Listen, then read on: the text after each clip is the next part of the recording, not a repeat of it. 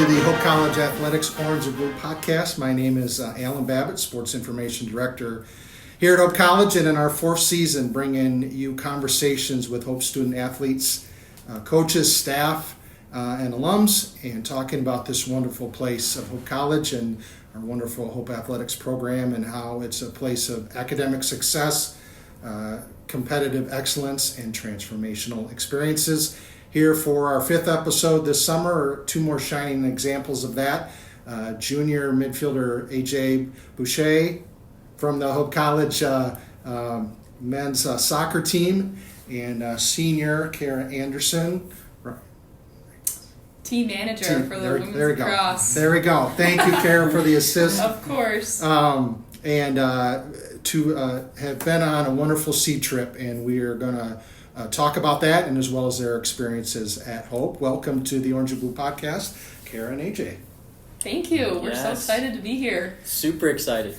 Obviously got to do an introduction, let people get to know you a little bit. We'll start with you, AJ. Tell us about your journey to Hope College. Where did you grow up, and how did you end up here? Yeah, so I kind of have a unique story. I grew up in Kalamazoo, Michigan. And stayed there my whole life. I went to college. My first year of college, I went to Western Michigan.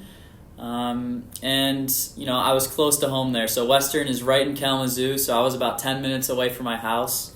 I was always a homebody, so it just felt right to stay close to home.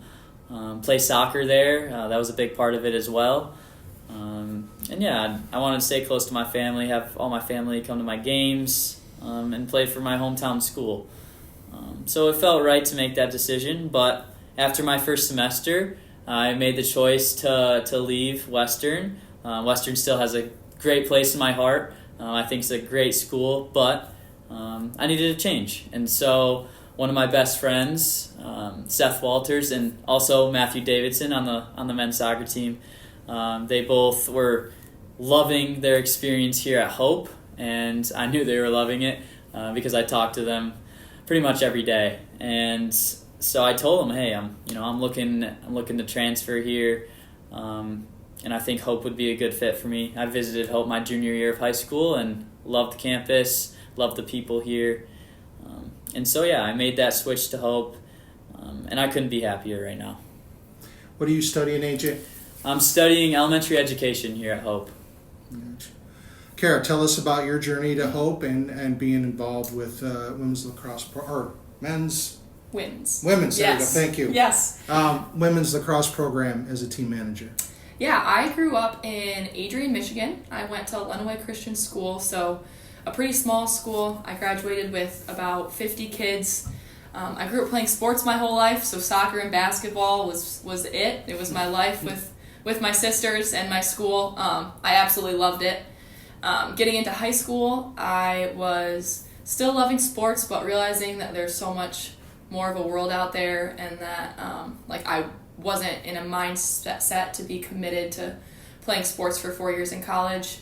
My identity had been wrapped up in sports up until that point, and so I was ready to kind of branch out and figure out a little bit more of who I was. I was really nervous about that, but then senior year of high school, I ended up having a hip and back injury, so it kind of sealed the deal that sports wasn't gonna be it for me.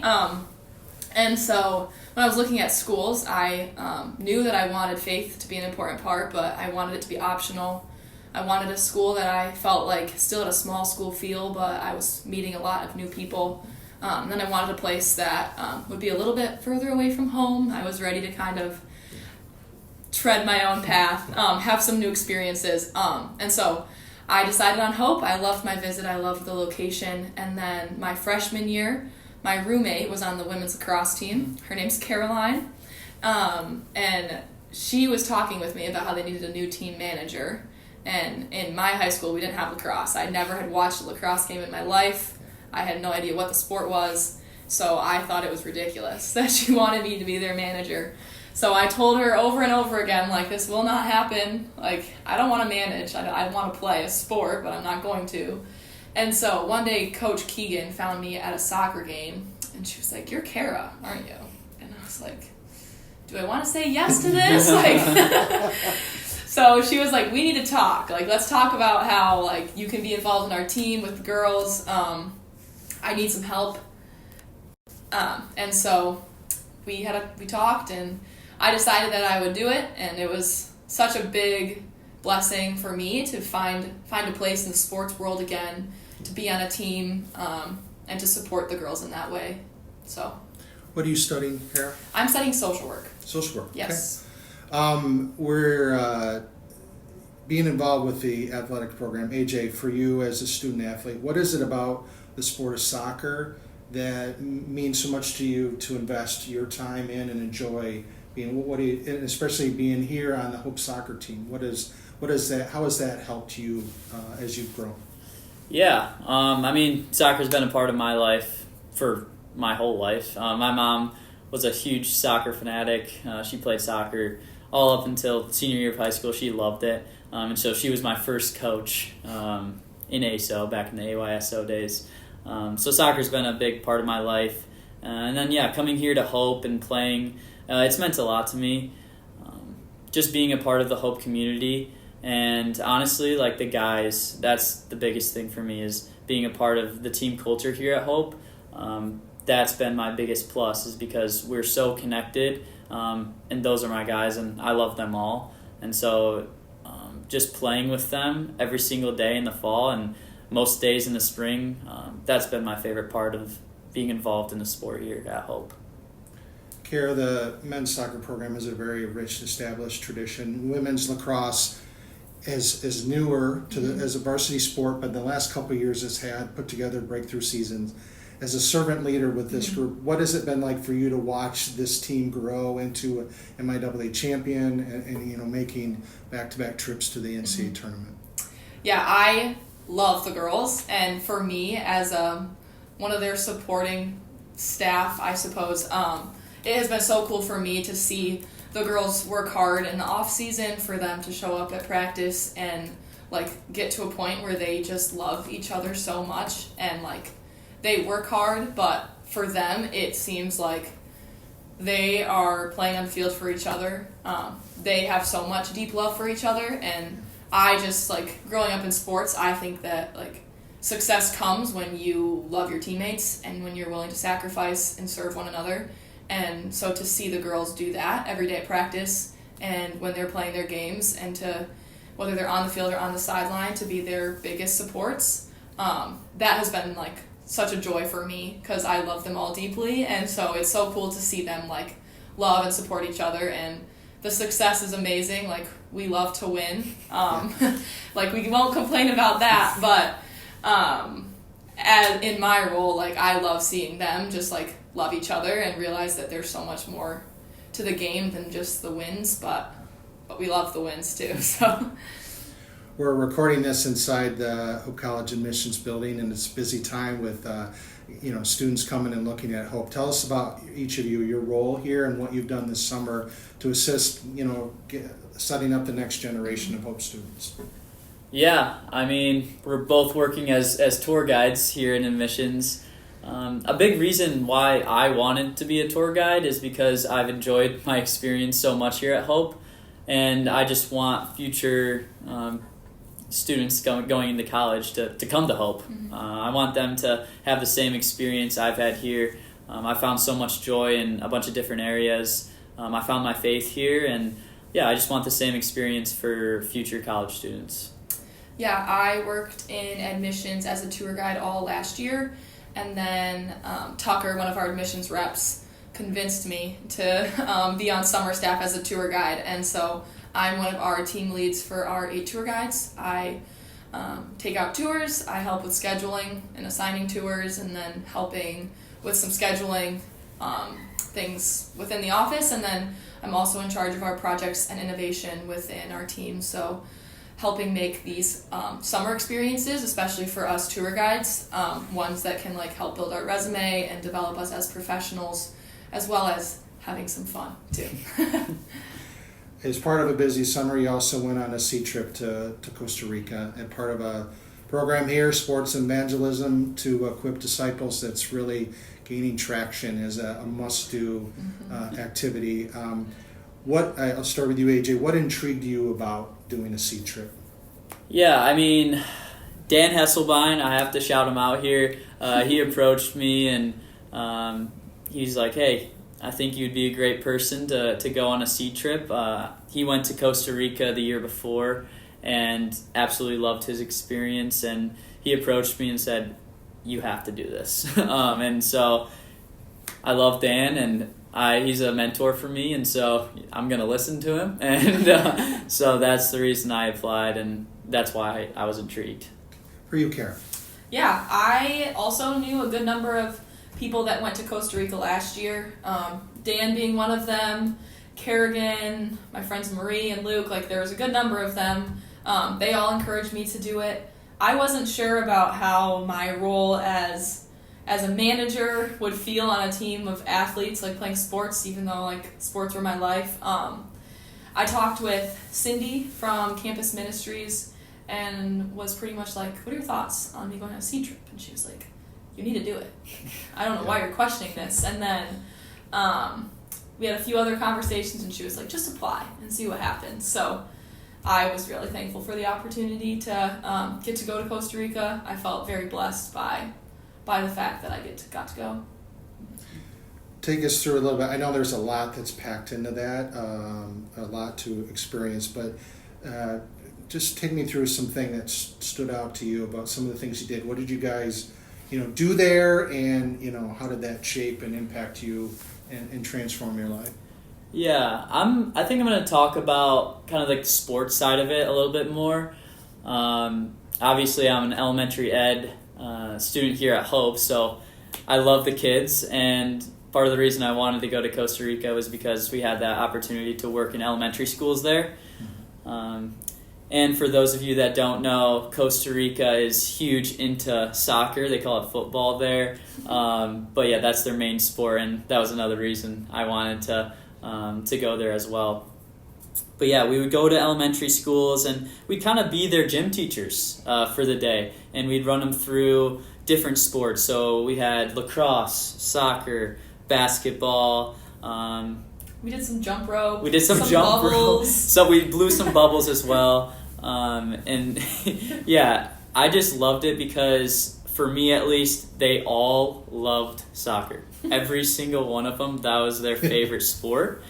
And I think for me, it touched me because it brought me a new joy to see that to my sport. I think I appreciated soccer a little bit more coming back to the States. And honestly, it's given me a reason why I want to be a coach in the future. I want to see kids with that joy that I saw playing the sport that I love, in Costa Rica. I want to see that joy here in the States. I think right now, soccer is growing, but I want it to get to a point where it's the most popular thing, and it just brings that joy that I saw in Costa Rica. So that really impacted me a lot, and on the sports side. Is and I'm forgetting, pardon me, but was there? Did you guys have to work through any language barrier at all? Was it Spanish primary? Yeah, so it was Spanish. That was what they spoke there. Luckily for me, I took Spanish all of high school, all of middle school, and honestly in elementary too. So I felt pretty confident in myself talking to them. I knew the main words for soccer in Spanish, and aquí, here, balón, stuff like that. So I felt pretty confident, at least talking soccer with them, which is all I really needed. So I would imagine it's just the sport can be a universal language. Yes. Connecting people that maybe obviously have never met. 100%. I mean, I didn't even have to talk to them. The ball does the talking, and especially playing with those kids. It's the same here as in the States. When you're showing them some tricks, showing them you dribbling the ball, they're usually in awe, and so that kind of does the talking, which is awesome. For you, Cara, what was something that you experienced there that stood out to you? Mm-hmm. One of the things that we got to do was we took some water filters out to some different reservations in the mountains on the southeast part of the Panama border of Costa Rica.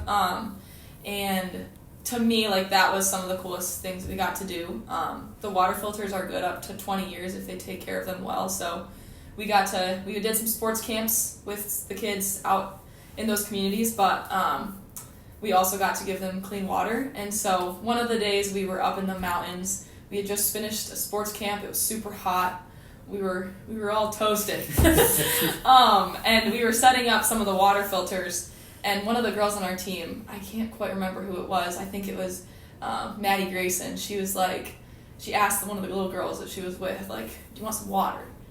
Or the girl asked if she had any water, and Maddie, for the first time for that girl, could have been like, yeah, like, I have clean water.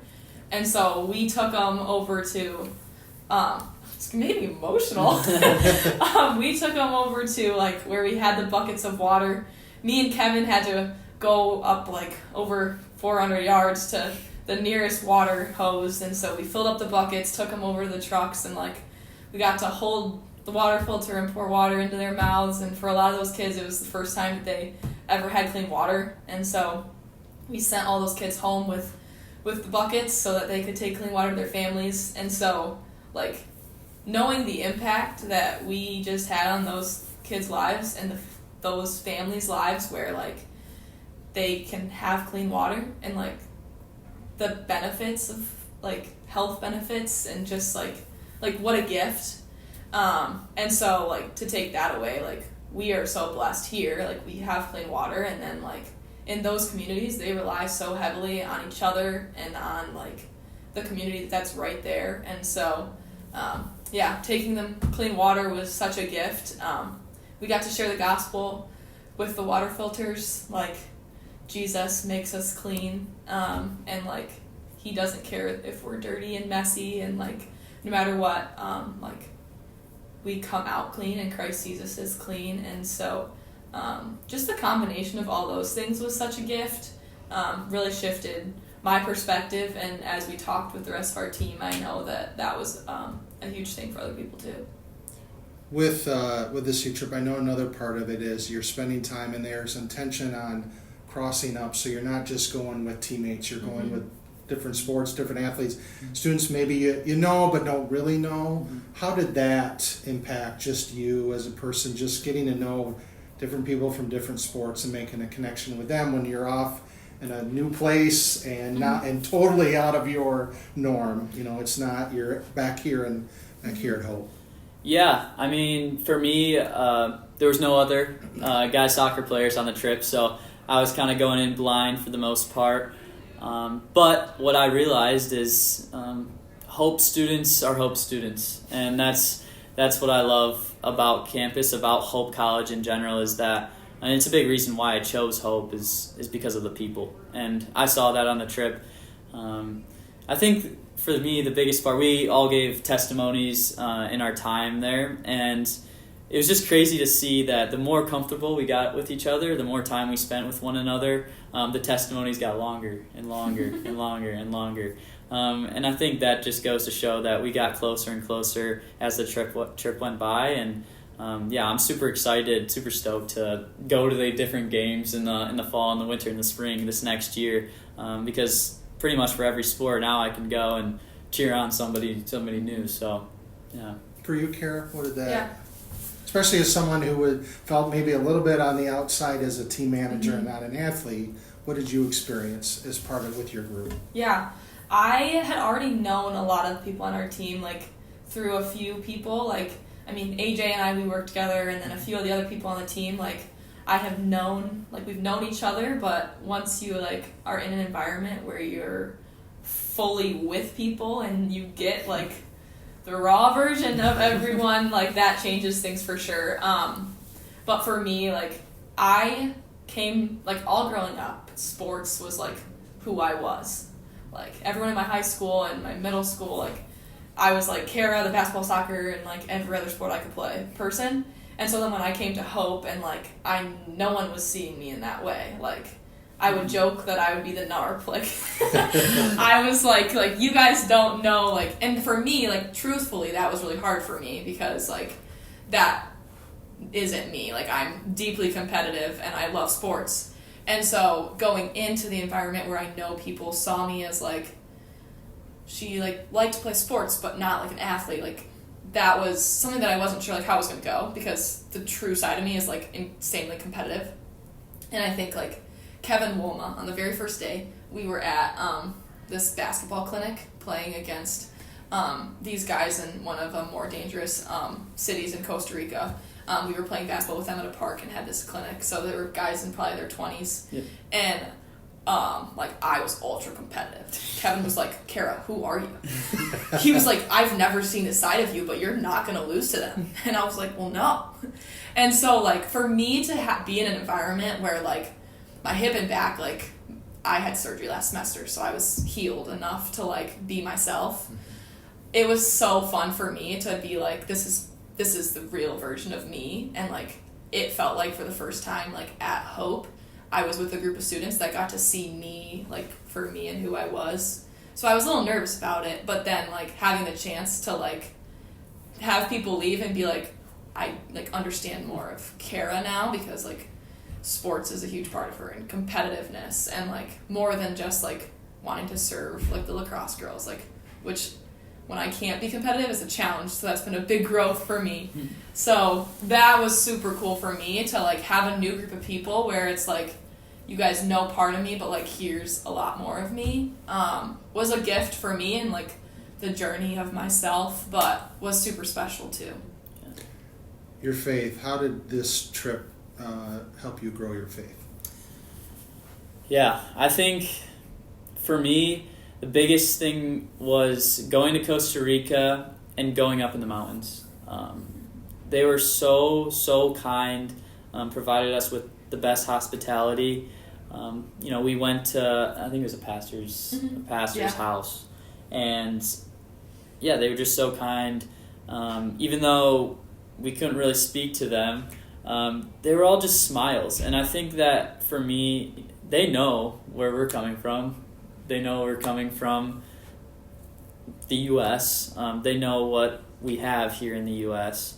And yet they're just so willing to be there for us in their country, even though they might not have as much. And so for me, I could see God, giving them joy. Like God giving them joy through this experience. So that in that way, that's how it touched my faith, I think. For you, Cara? Yeah, for me, one of the things that I was praying going into the trip was like, I want to see more of like how big God is, but I want to like still feel his closeness, even in a place that's like so unknown. Like I don't really know all these people I'm going with, but like I know that like God can be the one thing that's going to be consistent for me. And so that was something that I was like relying on going into the trip of like may I grow more in knowing who you are, God, but like can I also like rest in the fact that like we are close and like you are my safety. And then same thing for me, like going into the mountains, we were really disconnected. Like we didn't have any service, no Wi-Fi. And so in our free time, we just would go and explore the mountains. And like one day it was me and Tucker and Kayla Wolma and Callie Coppice. We were like, let's go sit in the river and just explore. So we were swimming up and down the river. We like, some of the girls left, and then Carl and one of the pastor's sons came, and Carl and the pastor's son went fishing, and it was the coolest thing ever. But we found ourselves like not lost, but like lost in time. Like we left and we were there for like 3 hours exploring the river, and in so much awe of like the world God created, and so much peace, like, and so connected with each other, that like when I left Costa Rica and that experience in itself, I have been trying to be more intentional about like, let there be moments of me just getting lost in like who God is and the things that he's given right in front of me. And so through the experience, like I never in my life, like in the States, we don't have time to just disconnect and to just think like, I'm going to go do this and I have no end time in sight. Like that's just not the reality of the life we live. And so like I saw more of who God was in those moments where I could connect with people, just like exploring and just admiring, like, oh, there's a cow over there, or like, look at this fish they caught. And like, I don't know, that was, that was one of the coolest things to me that I keep going back to in my mind. Yeah, I think just to add on to that, my mind is just so fixated on the materials, the materialistic part of society, and that's just what we're thinking about all the time here in the U.S. And by going to Costa Rica, I was able to see that I want to be more intentional with more relationships, because that's what their intentions are in Costa Rica, and that's why they're so happy. And honestly, that's why we were so happy going there, is because we got to spend time with our team. Mm-hmm. And yeah, I think I just want to be more intentional with relationships. You guys have done a great job of sharing it, but there's somebody, you will probably run into somebody this year, and for you to try to be that Daniel Hesselbein, and for you, Cara, who would mentor you, what will you say to someone that's like, hey, I don't know, a seed for me? What would you tell them that why they should seriously consider applying for a seed trip? I think for me, the biggest thing I can say is that it truly changed my life. It changed my perspective on how I view life, and honestly, how I need to be more grateful of the life that I live here. And so I guess I just want to tell all of the new coming guys, everybody coming in, everybody that hasn't experienced seed, that they need to go. They need to go because it changed my life, and I'm confident enough to say that I know it'll change their life in some type of way as well. So, what would be your message, Cara? I think there's something about taking risks and doing things that are unknown when you in such a safe way. What a unique opportunity that it's pretty safe financially. We're very blessed by Sawyer to have that financial help. Mm-hmm. These trips have been gone through. So many students have gone. It's such a safe risk to take. You're gone for 10 days, and there's so much chance to grow. At the end of the day, you could grow so much, and your life could change. And if it's for some reason, which we've never heard of this, not an experience that you love everything about, it's only 10 days of your whole life, and you're in a new place, new perspectives. God is going to do exactly what God's going to do. And if you apply for a seed trip and he puts you on a trip, you're on that trip with those people going to that place for a reason. And so there's a level of risk in everything we do in life, but where's the fun in just staying in every safe space? Mm-hmm. And where's the chance to grow? And I think especially in a space for athletes and people with that mindset, you've never done anything. There's no growth that hasn't been comfortable. You go and you compete and you do the hard things. That's just part of the life, and that is so filled with so much joy. So I just think that there's a level of risk to everything we do, and God is going to be God no matter what you choose to do. He will teach you all you need, and protect you. So that's what I would say. Awesome. Thank you both for the conversation. I know we have some students waiting to learn about Hope College. We want to get Cara and AJ too, but appreciate you joining us today. And yes, we will be having another episode in the Hope Athletics Orange and Blue podcast here in a couple weeks. But thank you for listening, and have a great rest of the summer. Thank you, AJ. Thank you, Cara. Thank you so much. Thank you.